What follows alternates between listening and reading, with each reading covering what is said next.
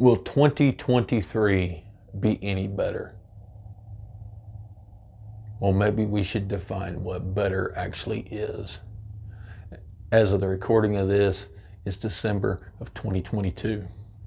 We've been through a lot in the last 3 years, like a lot. A whole new normal has been accepted. Not just happened, but been accepted. We're not surprised when we go to the grocery store and they're out of the thing we need. SHTF, shit hits the fan. The big happening has been happening for almost 3 years.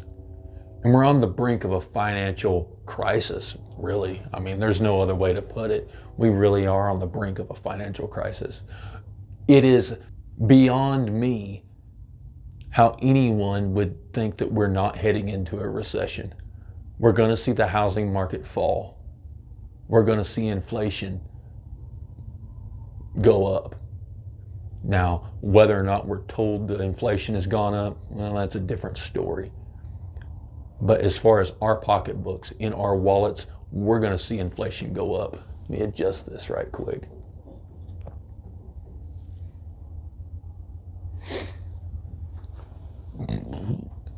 So what does that mean for us? Is it going to affect us?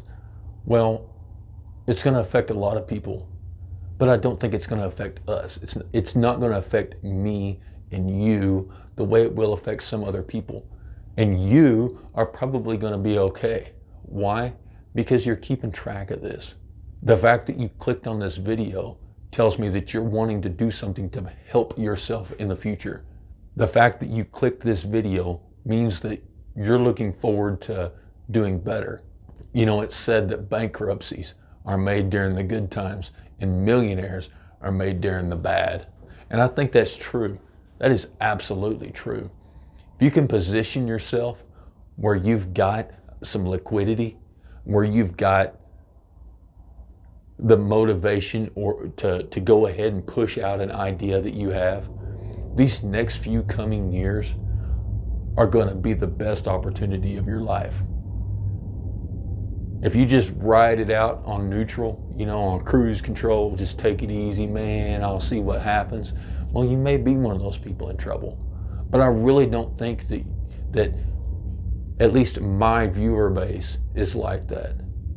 You know, we're problem solvers, we're dragon slayers, we're the ones that want to be prepared for stuff before it goes bad.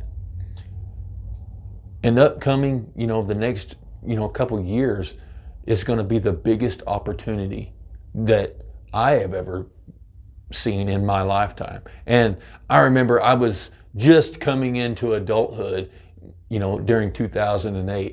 And I remember looking at, the stock prices of all this stuff. And it's like, under $10 and thinking, man, I should buy some of that. And I never did it, right? I never did it. Well, I did. I bought some stock in Circuit City, but you can see how that went out.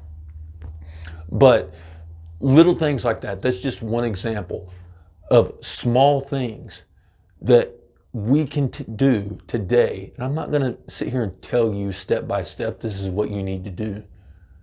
But there are things that we can do during this economic downturn that are going to make it seem like nothing. Is this going to affect everybody? Of course it will. Are we going to pay more for groceries? Yes. Are we going to pay more for debt to take out a mortgage? Yes. At least for a while we are. Until that crashes and comes down. Yeah, for a while we're going to be paying more for all of that stuff. It's going to be costing more money. But is there something you can do? Is there a skill that you have? Is there a skill that you can learn? Yes. The answer to all those is yes. It doesn't matter what that skill is. You can learn it. And YouTube is the perfect place to be able to do that. Everybody's freaking out about what we're going to do in this upcoming recession. I'm not worried about it. I mean, I'm aware of it, but I'm not losing sleep about it.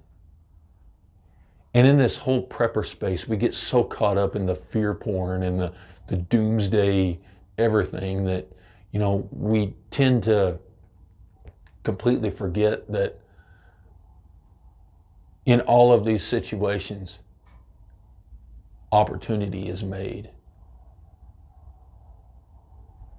I read somewhere one time that more millionaires were made during the Civil War than any other time in American history.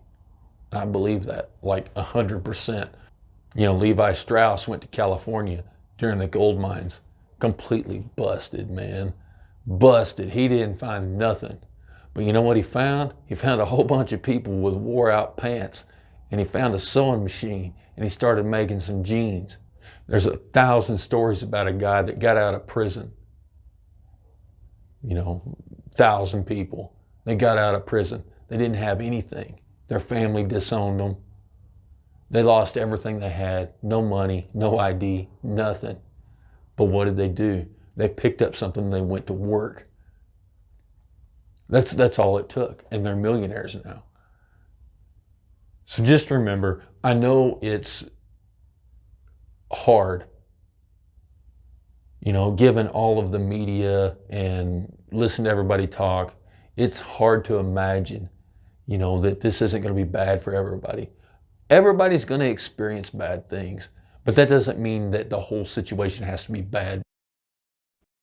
I know people that, you know, during the start of COVID, when they shut everything down, my mic has been unplugged this entire time. You're kidding me. That sucks. Oh well, we'll see if y'all can hear me or not. If not, I don't know what to do. You know, I know personal friends that made more money during the shutdown of COVID-19. When everybody else was shut down, they got up and they started doing things. They started putting in work, and they made more money between then and now than they had in their entire lives. So don't get too caught up in all this. Just because things are not looking great right now. Make no mistake, they're not. SHTF has been happening. It is SHTF actual is here right now, today, and it has been for 3 years. Yeah, I know we're not barreling across scorched earth, you know, and massive sand dunes and our Humvees that we commandeered that were abandoned from some military base, but that doesn't matter. We're still in an SHTF situation currently, and it's not that bad. Let's be honest, it's not. It's going to get worse, but that doesn't mean that things are going to be worse for you. We have the same number of hours in the day. We have the same opportunities as everybody else in the world.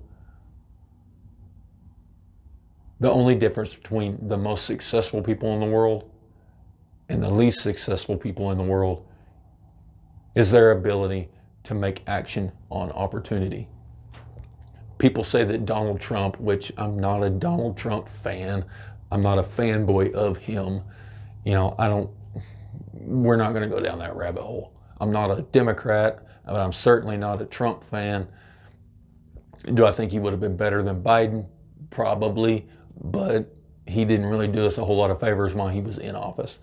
But people say that the only reason Donald Trump was successful is because he took a $1 million loan from his father. If taking a $1 million loan was all it took to become a billionaire, don't you think the banks would be falling over each other to hand out as many $1 million loans as they possibly could?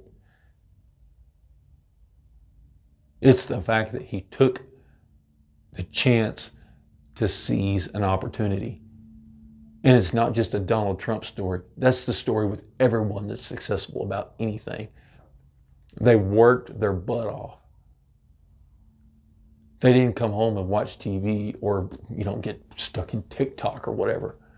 They worked their tails off to get to where they are. You work like the devil now, and then maybe later you can put it on cruise control and be 10 times as good as you ever thought you would be. I guess I don't have anything else to add to that. With everything going on right now, I just kind of want to turn the camera on and talk about it, you know. So don't beat yourself up. Everybody's hurting a little bit right now, or at least most people are. But that doesn't mean that you can't come out of this far ahead from where you've ever been.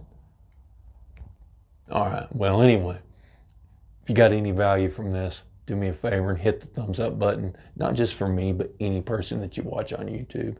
If you haven't subscribed, go ahead and, hey man, help me out. Go ahead and do that. And until next time, you guys be safe.